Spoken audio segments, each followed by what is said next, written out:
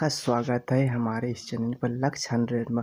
आज हम बिहार बोर्ड के एग्ज़ाम के लिए एक और नया कदम उठा रहे हैं। आज हम ज्योग्राफी का पीपीआई सब ऑब्जेक्टिव क्वेश्चन दे रहे हैं, जिससे आप अच्छे से मार्क्स उठा सकते हैं। इस तरह से इसमें से देखिए क्वेश्चन का पैटर्न देखिए, अच्छा इसमें पीपीआई सब क्वेश्चन दिए ज्योग्राफी का। आप इससे अच्छा नंबर उठा लीजिएगा। ठीक है, चलिए आज हम चलते हैं, एकदम हंसते खेलते चलिए चलना बढ़ना। ठीक है, आप चलते हैं। इसलिए पहला क्वेश्चन है, हम इसका आंसर को अति कर दिए, हाईलाइट कर दिए। आप देख लीजिए क्योंकि टिक मारने में समय लगता है, इसलिए हम सीधा हाईलाइट कर दिए आंसर का। चलिए हम चलते। सबसे पहला क्वेश्चन है, निम्नलिखित में से कौन सा विकास का सर्वोत्तम सांकेतिक है? तो एक आंसर होगा, सिर्फ हम आंसर दें, आकार में वृद्धि, पहला ये आंसर होगा।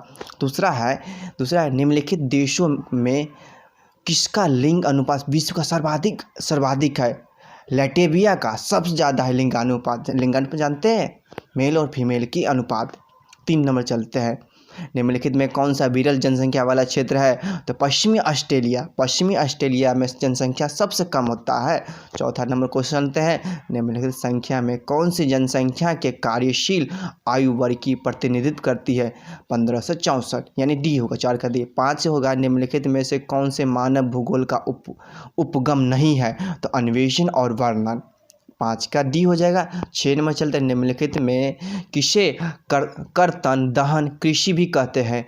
आदिम निर्वाह कृषि, 6 का बी हो जाएगा। 7 नंबर चलते हैं, निम्नलिखित में कौन रोपण फसल है? रोपण फसल चाय है। क्या? जैसे मक्का, गेहूँ, राई, ये सब बाव करके भी करते हैं, लेकिन चाय रोपण फसल है। 8 का चलते, फूलों की कृषि क्या कहलाती है? पुष्प उत्पादन कहलाता है। 9 का डी हो जाएगा, नहीं 8 का डी हो जाएगा।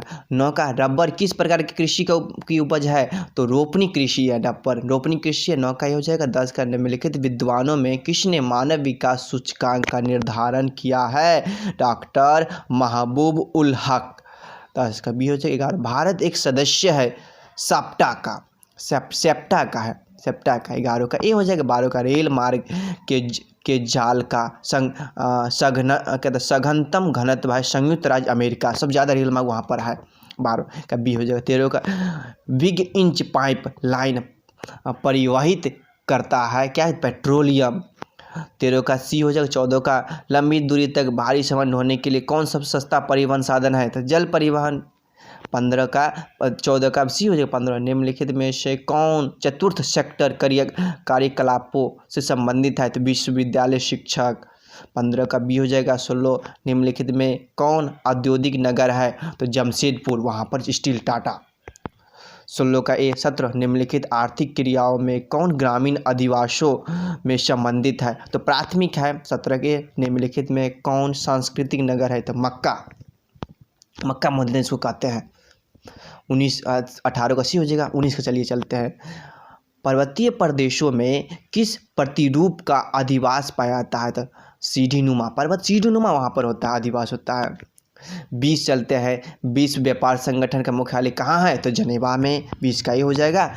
भारत की जनगणना के अनुसार निम्नलिखित में कौन नगर की परिभाषा का अंग नहीं है? तो 75% अधिक जनसंख्या का प्राथमिक क्षेत्र संलग्न होना, यानी 21 का डी हो जाएगा। और अच्छे से एग्जाम देना है भाई, एक ऑब्जेक्टिव इसमें से बना लीजिएगा, बहुत बढ़िया नहीं है। एक बार आप स्क्रीनशॉट भी ले सकते हैं। 22 के चलते, किस भाषा परिवार की जनसंख्या सबसे कम है? तो भारतीय यूरोप में सब ज़्यादा होता है भाषा परिवार की जनसंख्या, भारतीय यूरोप, यानी 22 का सी हो जाएगा। 23 चलते हैं, मानव विकास सूचकांक में भारत के निम्नलिखित राज्यों में किसकी कोटि उच्चतम है? तो केरल की। 24, 2011 की जनगणना के अनुसार भारत की जनसंख्या कितनी है? तो 121 करोड़, बहुत ईजी है। 25, निम्नलिखित प्रदेशों में कौन सुप्रलेखित प्राचीनतम नगरीय बस्ती है? तो सिंधु घाटी, प्राचीन घाटी। 25 का डी हो जाएगा। 26 का, हीराकुंड परियोजना अवस्थित है ओडिशा में। कहाँ? ओडिशा में हीराकुंड परियोजना। निम्नलिखित में कौन सा रेशेदार फसल है? तो कपास है, फाइबर्स पाया जाता है। 27 का डी। 28, निम्नलिखित में कौन सबसे छोटी है? तापी बेसिन, यानी 28 का सी। 29, हरित क्रांति संबंधित है खाद्यान्न उत्पादन से, बहुत बढ़िया। 29 का ए।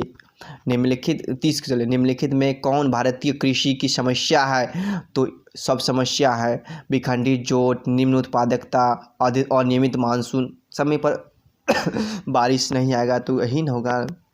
31 चलते मुंबई में पहला आधुनिक सूती वस्त्र कारखाना स्थापित किया था, क्योंकि मुंबई एक पतन है, बहुत अच्छा है। मुंबई एक वित्तीय केंद्र था, ये भी ठीक है। यह कपास उत्पादन का क्षेत्र निकट है, ठीक है। इनमें सभी होगा। 31 का डी हो जाएगा। 32 का प्रादेशिक नियोजन का विशिष्ट लक्षण है, सी हो जाएगा। क्षेत्र विशेष के विकास का उपगमन, क्षेत्र विशेष का।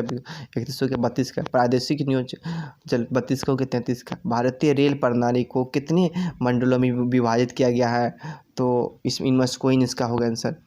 34 भारत में वायु परिवर्तन सेवा की शुरुआत हुई थी 1911 ईस्वी में हुआ था, वायु परिवर्तन यानी एयरलाइन। 35 पूर्व पश्चिम गलियारा किसको जोड़ता है? तो सिल्वर को पोरबंदर से जोड़ता है। 36 निम्नलिखित में से कौन सा स्थलबद्ध पोताश्रय है? तो विशाखापट्टनम है, 36 का सी हो जाएगा। 37 तूतीकोरिया पतन स्थित है, कहाँ पर है? तमिलनाडु में है। 38 अम्ल वर्षा का कारण क्या है? वायु प्रदूषण, ठीक। 38 का सी। 39 भारत में प्रथम नाभिकीय ऊर्जा परियोजना स्थापित की गई है, तारापुर में। 39 का बी। चलिए अब तीनों बच्चा है, 40 का देख लीजिए। निम्नलिखित में कौन परंपरागत ऊर्जा स्रोत है? इनमें सभी प्राकृतिक गैस, कोयला, पेट्रोलियम तीनों हैं, इनमें सभी डी हो जाएगा। 41 बालाघाट मैंगनीज क्षेत्र किस राज्य में स्थित है? तो मध्य प्रदेश में है। 41 का डी। 42 बोकारो इस्पात केंद्र कहाँ है? सार्वजनिक क्षेत्र है। तो ये रहा आपका ऑब्जेक्टिव समाप्त, ये आपका बीबिया है। तो हमारे चैनल को देखने के लिए बहुत बहुत धन्यवाद। वीडियो को लाइक शेयर सब्सक्राइब जरूर करिए। धन्यवाद। एकदम मस्ती से एग्जाम दीजिएगा।